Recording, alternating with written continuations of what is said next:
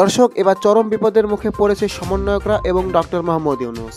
ইউনূস আর ক্ষমতায় থাকতে পারছেন না, এটা অনেকটাই নিশ্চিত। এবার শেখ হাসিনাকে ক্ষমতা ফিরিয়ে দিল ডোনাল্ড ট্রাম্প। দর্শক, বিস্তারিত জানতে ভিডিওটি না টেনে সম্পূর্ণ দেখুন। ইউনূস আর থাকছেন না, ইউনূসের বিদায় ইনশাল্লাহ নিশ্চিত। ইউনূস থাকছেন না, শেখ হাসিনা ইনশাল্লাহ বাংলাদেশে আসবেন। কখনো যদি আবার আওয়ামী লীগ প্রত্যাবর্তন করে বা শেখ হাসিনা প্রত্যাবর্তন করেন, মুহূর্তেই সারা বাংলাদেশের পরিস্থিতি কিন্তু বদলে যাবে। গৃহ যুদ্ধ লেগে যাবে। আওয়ামী লীগ কতটা শক্তিশালী অথবা কতটা ভয়ঙ্কর সেটা আবারও কিন্তু প্রমাণ হয়ে যাবে শেখ হাসিনা বাংলাদেশে আসলে। হঠাৎ করেই রাজনীতির মোড় ঘুরিয়ে দিলেন ডক্টর ইউনূস। ডক্টর ইউনূস যে কি, কোন মাল, কতটা গভীর জলের মাছ, এখন মানুষ বুঝছে, জাতীয় অবাক। আসসালামু আলাইকুম সম্মানিত দর্শক বন্ধুরা, নিউজ ফ্যামিলি 24 ইউটিউব চ্যানেলে আপনাকে স্বাগতম। সম্মানিত দর্শক বন্ধুরা, এবার কিন্তু চরম বিপদের মুখে পড়তে যাচ্ছে সমন্বয়করা এবং তার সাথে কিন্তু ডক্টর মোহাম্মদ ইউনূস। দর্শক বন্ধুরা, শেখ হাসিনা কিন্তু কিছুদিনের মধ্যে দেশে ফিরে আসছেন এবং শেখ হাসিনাকে দেশে ফিরতে সাহায্য করছেন ডোনাল্ড ট্রাম্প এবং কিন্তু সেনাপ্রধান। দর্শক বন্ধুরা, গভীর রাতে হঠাৎ কিন্তু সেনাপ্রধান একটি পোল্টি নিয়ে নিয়েছে। ছাত্রদের পক্ষে কথা বলা কিন্তু সেনাপ্রধান বন্ধ করে দিয়েছে এবং সেনাপ্রধান জানতে পেরেছে যে শেখ হাসিনা আবারও দেশে ফিরে আসছেন। দর্শক বন্ধুরা, এই কথা শুনে কিন্তু চরম ভয়ে কাঁপছেন ডক্টর মোহাম্মদ ইউনূস, এমনকি তিনি পদত্যাগ করতে পারেন। দর্শক বন্ধুরা, কি হতে যাচ্ছে? শেখ হাসিনা কি আসলে দেশে ফিরে আসছেন এবং আসলেও শেখ হাসিনা কবে দেশে ফিরে আসছেন জানুন বিস্তারিত ভিডিওর বাকি অংশে। দর্শক, মূল ভিডিওতে যাওয়ার আগে আপনাদের কাছে একটি ছোট রিকোয়েস্ট থাকবে, প্রতিনিয়ত আপডেট নিউজ পেতে অবশ্যই আমাদের চ্যানেলটি সাবস্ক্রাইব করে পাশে থাকা বেল আইকনটি বাজিয়ে দিবেন। তো চলুন দর্শক বন্ধুরা, আমরা স্ক্রিনে মূল ভিডিওটি দেখে আসি। হঠাৎ করেই রাজনীতির মোড় ঘুরিয়ে দিলেন ডক্টর ইউনূস। ডক্টর ইউনূস যে কি, কোন মাল, কতটা গভীর জলের মাছ, এখন মানুষ বুঝছে, জাতীয় অবাক। বিএনপি অবাক, বিএনপিতে হতাশা। মাইনকে চিপার মধ্যে ফেলে দিয়েছেন রাজনৈতিক দলগুলোকে ডক্টর ইউনূস। চমৎকার ঘটনা, কেমন ইঙ্গিত। দর্শক, এটা ডক্টর ইউনূস দায়িত্ব নেওয়ার পর তিনি যতগুলো চমক দেখিয়েছেন তার মধ্যে অন্যতম একটা শ্রেষ্ঠ ঘটনা ঘটেছে গতকালকে জাতীয় ঐক্যমত্য কমিশনের বৈঠকে।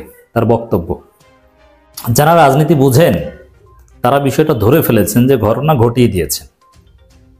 খেলা শুরু।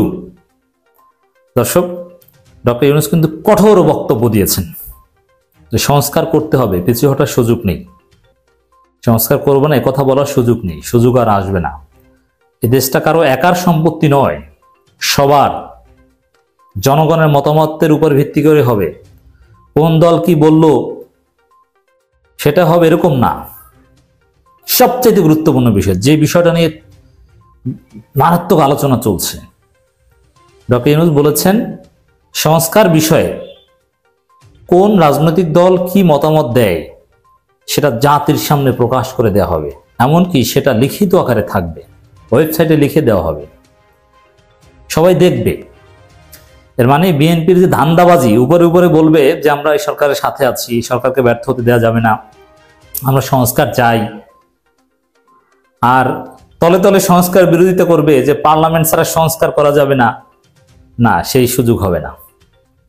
বিএনপি কি করছে, কি চায়, 24-এর গণবিপ্লবের সাথে, গণ অভ্যুত্থানের সাথে কোন জায়গায় বেইমানি করছে, সরকারকে পর্দার অন্তরালে কি চাপ দেয় আর উপরে উপরে কি বলে, সব ফাঁস হয়ে যাবে। দর্শক, এর ফলে কি হবে? এটা ডক্টর ইউনূস বলেছেন যে সব জানিয়ে দেওয়া হবে, ট্রান্সপারেন্টলি সবকিছু হবে। যে পর্দার অন্তরালে কোনো কলকাঠি নাড়ার মাধ্যমে কেউ এসেছে এরকম না, সবকিছু হবে ট্রান্সপারেন্ট। এর মানে কি? এটা সরল অর্থটা আপনাদেরকে বোঝাই। সংস্কার সহ জনগণের যে এই মুহূর্তে প্রত্যাশা, এর বিরুদ্ধে বিএনপি অবস্থান নিয়েছে। তো বিএনপি ডক্টর ইউনূস সরকারকে কি বলে? আচ্ছা, আপনার কি মনে হয় যে ধরেন কখনো কোনো অ্যাঙ্গেলে কোনোভাবে বাংলাদেশে যদি আওয়ামী লীগের প্রত্যাবর্তন ঘটে, প্রত্যাবর্তন বলতে বাংলাদেশে এখনো আওয়ামী লীগ আছে, সবাই হিডেন সিক খেলছে, মানে মোটামুটি নিজেদের অবস্থান থেকে নিশ্চুপ হয়ে আছে, পাশাপাশি যার যার বাড়িঘর থেকে পলায়নরত আছে অনেকেই, আবার অনেকেই নিশ্চুপ হয়ে আছে। ইভেন এই আওয়ামী লীগটা প্রশাসন থেকে শুরু করে সব জায়গাতে কিন্তু আছে, সবাই চুপচাপ, কারণ পরিস্থিতিটা তাদের পক্ষে না।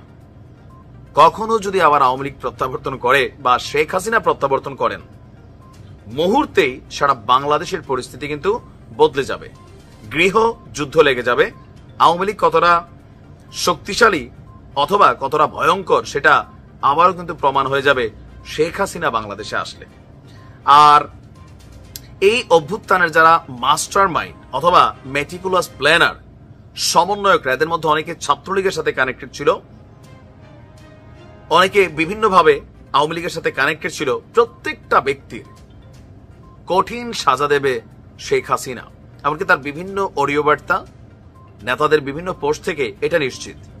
এখন এই যে কথাগুলো আমি বললাম এতক্ষণ, এগুলাকে শুধু আমার কথা না ভাই, নিশ্চয়ই এটা সবাই ভাবে, বোঝে। ইভেন সবচেয়ে বেশি অনুধাবন করে আমাদের ছাত্র জনতা যারা আছেন, সমন্বয়করা যারা আছেন তারা। গতকালকে ইউনূস সরকারের ডাকে একটা জাতীয় ঐকমত্য বৈঠক হয়ে গেছে। সেই বৈঠকের পর আপনার ছাত্রদের একটা বক্তব্য খুবই ভাইরাল, বিশেষ করে মুখ্য সংগঠক সার্জিস আলম। সার্জিসের একটা বক্তব্য হচ্ছে যে আপনার শেখ হাসিনা এবং তার দোসররা রাজপথের কোন সিঙ্গেল আন্দোলনকারীদের কাউকেই ক্ষমা করবে না এবং ছাড় দেবে না। এর আগেও বেশ কয়েকবার সার্জিস, হাসনাত আব্দুল্লাহ বারবার বলছিলেন যে আওয়ামী লীগ প্রত্যেককে ফাঁসিতে ঝুলাবে এবং তাদের পরিবার থেকে পরিবারবর্গ কাউকে কিন্তু আওয়ামী লীগ ছাড়বে না। এই কথাটা কিন্তু আসলে সবাই বিশ্বাস করে। তাহলে অবশ্যই স্বীকার করে জাতীয় নির্বাচন দেওয়ার আহ্বান জানিয়েছেন বিএনপির স্থায়ী কমিটির সদস্য আব্দুল মঈন খান। দর্শক, আপনারা গত কয়েকদিন ধরে কিন্তু সামাজিক যোগাযোগ মাধ্যমে ব্যাপক আলোচনা সমালোচনা হচ্ছে যে নির্বাচন নিয়ে, এবং নতুন দল গঠন করছেন কিন্তু বৈষম্য বিরোধী ছাত্র আন্দোলনের সমন্বয়করা এখানে প্রধান হচ্ছেন নাহিদ ইসলাম। তো দর্শক, এই নিয়ে কিন্তু ব্যাপক আলোচনা সমালোচনা হচ্ছে। এরই মধ্যে নির্বাচনে ব্যাপক আলোচনা হচ্ছে। বিএনপি একদিক যাচ্ছে, জামাত একদিক যাচ্ছে, এদিকে আমাদের ইউনূস অন্যদিক যাচ্ছে। সব মিলে কিন্তু রাজনৈতিক মহলে একটু তোলকালাম সৃষ্টি হয়েছে। এরই মধ্যে কিন্তু বিএনপির স্থায়ী কমিটির সদস্য মঈন খান বলেছেন, আগে সংস্কার করুন, তারপর নির্বাচন দিন। তিনি বলেন সংস্কার একটি চলমান প্রক্রিয়া, আগে সংস্কার করব, পরে অন্য কিছু করব, এটা হতে পারে না। সংস্কার শেষে এরপর নির্বাচন, এটা হতে পারে না। সংস্কার করে নির্বাচন দেওয়ার পরে সংস্কারের কাজ কি বন্ধ হয়ে যাবে? আসলে না, সংস্কার কিন্তু একটি দীর্ঘস্থায়ী কাজ, এটি চলমান প্রক্রিয়া থাকবে। রাজধানীর একটি হোটেলে আজ রোববার আয়োজিত আগামী জাতীয় সংসদ নির্বাচনে কেমন প্রার্থী চাই শীর্ষক জাতীয় সংলাপে প্রধান অতিথির বক্তব্যে মঈন খান এই কথাগুলো বলেন।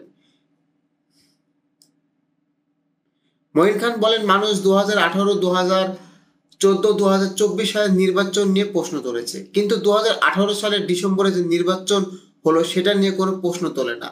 এই 11 যে পরিকল্পনা ছিল বিরাজনীতিকরণ, যে সমস্যাটি হলো আজও আমরা দেখতে পাচ্ছি।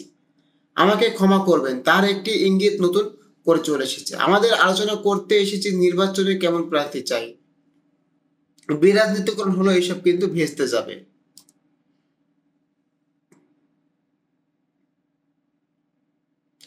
প্রার্থীদের হতে হবে সৎ ও মানবিক, সংলাপে এবং মন্তব্য করেন বিএনপির স্থায়ী কমিটির আরেক সদস্য সেলিম রহমান। তিনি বলেন, গত 5 আগস্টের পর সব জায়গায় পরিবর্তন হয়নি, দলবাজি মানসিকতা বেরিয়ে আসতে আরো হবে।